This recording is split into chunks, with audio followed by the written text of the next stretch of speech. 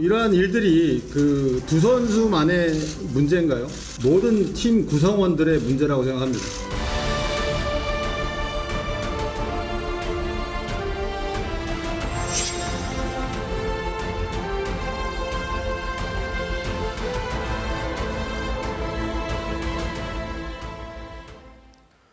예, 오늘 사사건건 플러스는 1, 2부로 나눠서 진행합니다. 2부는 조국 혁신당의 신장식 대변인이 출연하고요.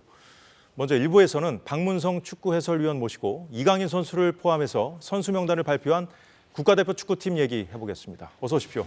네, 안녕하세요. 예, 반갑습니다. 자, 위원님, 최근 여론조사를 보니까 네. 이강인 선수 대표팀 선발에 대한 그 찬반 여론이 좀 팽팽하더라고요. 이강인 선수의 대표팀 합류 예상하셨습니까?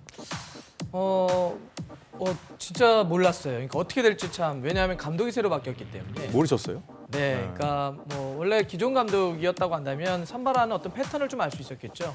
이번엔 새로운 감독, 임시 감독이 됐고, 예. 그다음에 워낙 큰 일이었잖아요. 그래서 그렇죠. 굉장히 큰 아마 내부적으로 고심을 좀 했을 겁니다. 그래서 어떻게 할까 좀 봤었는데 일단 뽑았죠. 결과적으로는. 네. 그렇군요. 자, 황선홍 감독이 밝힌 이강인 선수 발탁 이유를 잠시 듣고 이어가도록 하겠습니다. 네. 전적으로 이 결정은 감독인 제가 한 거고요. 뭐 어쨌든 이강인 선수를 부르지 않고 다음으로 넘기면 뭐 위기는 뭐 넘어갈 수는 있겠죠.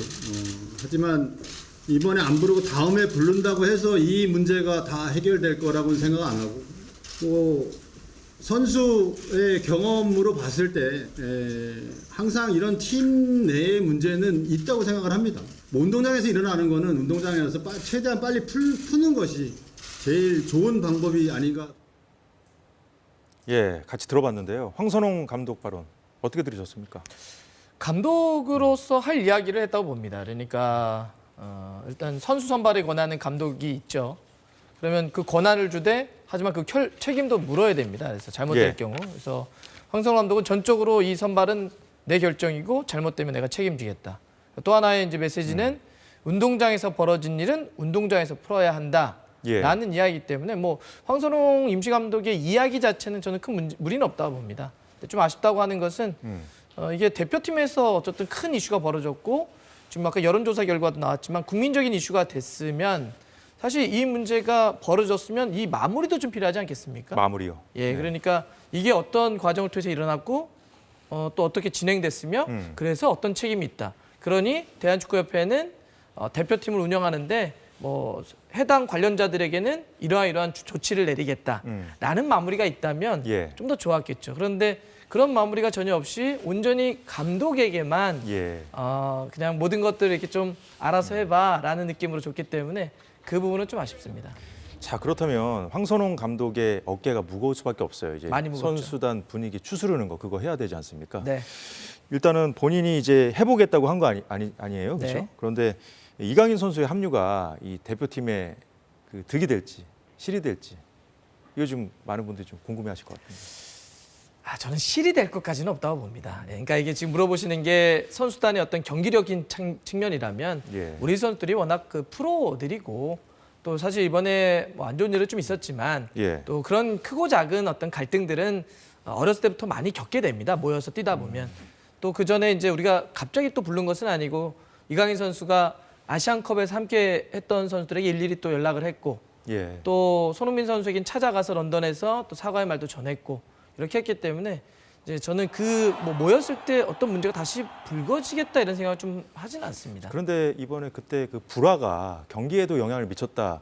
그것 때문에 지금 많은 분들이 걱정하시는 거잖아요. 맞아요. 근데 이제 저희가 그때 왜 그러면 그때 경기력에 실제로 영향을 미쳤냐.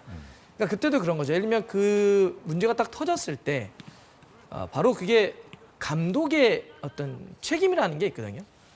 감독의 관리라고 하는 게 있죠. 거기서 풀게 만들었어야죠. 예. 근데 그거를 당시 제가 듣기로는 크리스만은 아무런 걸 터치하지 않았죠. 알아서 하는 걸로 뒀죠. 크리스만 전 감독은 뭐 여러 가지가 아쉬웠지만 그 부분도 특히 아쉬웠던 부분이었잖아요. 뭐라고 자유방임 이렇게 해야 되나요? 그냥 알아서 해 이렇게 하는 거였기 때문에 예. 그래서 그게 감정이 풀리지 않은 상태에서 갔죠.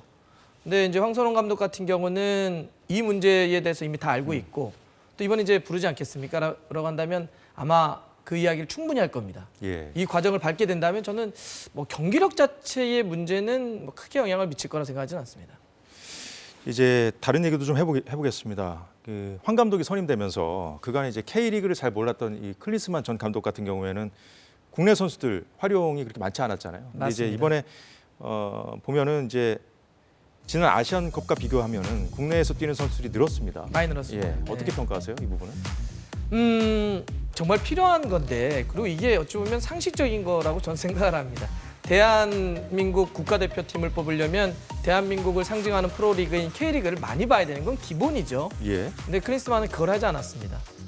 대신에 이제 우리보다는 밖에 머물면서 이제 해외를 많이 돌아다녔었는데 네. 황선홍 감독이 이제 그런 이야기를 좀 했어요. 이번에 선발하면서 K리그는 현장을 최대한 많이 가서 많이 보려고 했고 해외는 많이 갈 수 없기 때문에 영상으로 확인했다. 클린스만과 딱 반대였죠. 클린스만은 우리 K리그는 영상으로 확인하고 해외를 직접 가서 확인하는 거였는데 그러면서 이제 보면 크게 보면 저는 두 가지의 선택이 있었다고 봅니다. 그러니까 아까 얘기했던 이강인 선수 문제를 어떻게 할까 뽑았고요. 예, 예. 두 번째는 변화입니다. 그러니까 이거는 선수단의 어떤 분위기도 좀 바꿔야 되고 네. 그다음에 우리가 아시안컵에서 부족했던 포지션이 있습니다. 많은 축구를 지켜보셨던 분들은 우리의 수비형 미드필더, 좌우 수비, 그다음에 전방도 좀 파괴력이 떨어져라는 게 있었는데 그 부족한 포지션을 어떻게 채우면 되지?를 예. 황선홍 감독이 K리그를 돌아다니면서 예를 들면 주민규와 같은 선수들 선수 구성에 대한 얘기를 해주신 거잖아요. 선수단을 많이 그렇다면 바꿨죠. 바로 이제 전략과 연결지어서 얘기해 볼 수 있을 것 같은데 네. 이 전술 있지 않습니까? 네. 이 클린스만 전 감독 같은 경우에는 전술이 없다 뭐 이런 비판 많이 받지 않았습니까? 황선홍 감독은 어떤 전술을 쓸 거라고 보세요? 근데 이제 만약에 정식 감독이고 시간이 좀 주어졌다고 한다면 여러 가지 이렇게 시간을 쭉 두고 멋진 전술을 좀 만들 수도 있을 겁니다. 근데 이번에 이제 선수단 몇 면을 보면 대략 뭐 어떤 전술을 좀 생각하고 있구나 이런 생각을 해볼 수 있지 않을까요? 이게 제가 말씀드린 네. 건 큰 변화를 주긴 좀 어려울 거예요. 왜냐하면 우리가 21일 첫 경기를 태국 서울에서 합니다. 월드컵 경기장에서. 예. 소집이 18일이에요. 훈련할 수 있는 시간이 이틀밖에 없습니다. 근데 이틀 시간 동안 뭐 저희가 이상적인 얘기는 제가 막 할 수는 있겠지만 현실적으로 이틀 동안 대단히 많은 걸 뜯어고치긴 좀 쉽지 않기 때문에 기본적인 형태는 아마도 우리가 그동안 예를 들면 손흥민 선수를 좀 자유롭게 전방에 쓴다든지 그러면서 다른 선수들 자유롭게 또 배치하는 우리가 많이 봤던 형태의 배치는 있겠지만 예. 근데 이제 황선홍 감독 아까 얘기했던 것처럼 굉장히 분위기를 좀 많이 바꿀 것 같아요. 그리고 밸런스라는 얘기를 많이 했거든요. 예. 그 밸런스는 결국은 허리 쪽에서 잡아줘야 되겠죠. 사람도 척추에 마찬가지처럼. 그래서 아마 허리 쪽의 구성을 좀 달리할 가능성이 있다. 그래서 예를 들면 이번에 뭐 광주에서 뛰는 정호연 선수 같은 선수도 뽑혔는데 예. 이렇게 허리의 구성이나 좌우의 풀백을 바꾸면서 전체적인 밸런스는 좀 잡아주고 그 다음에는 선수의 어떤 개인들의 능력을 끌어올릴 수 있도록 분위기를 좀 끌어올려주는 이런 역할을 좀 하지 않을까 싶습니다. 일단 분위기만 잘 추스러도 큰 성과가 아닐까 싶은데요. 그럼요. 지금 우리가 사실 어제 저녁부터 또 안 좋은 뉴스들이 계속 나왔잖아요. 아시안컵 앞두고 선수단 내부에서 또 어떤 일이 있었다. 지금 분위기가 너무 안 좋아요. 그래서 지금 감독으로서는 일단 분위기를 좀 추스르는 게 중요하고요. 3월만 넘기면 우리가 이제 정식 감독 논의를 하고 있지 않습니까? 사실 본격적인 전술의 가다듬, 그다음에 선수들의 재구성은 예. 그 정식 감독 체제에서 하는 게 맞다 이렇게 생각을 합니다. 예, 오늘 말씀은 여기까지 듣겠습니다. 박문성 해설위원이었습니다. 수고하셨습니다. 고맙습니다.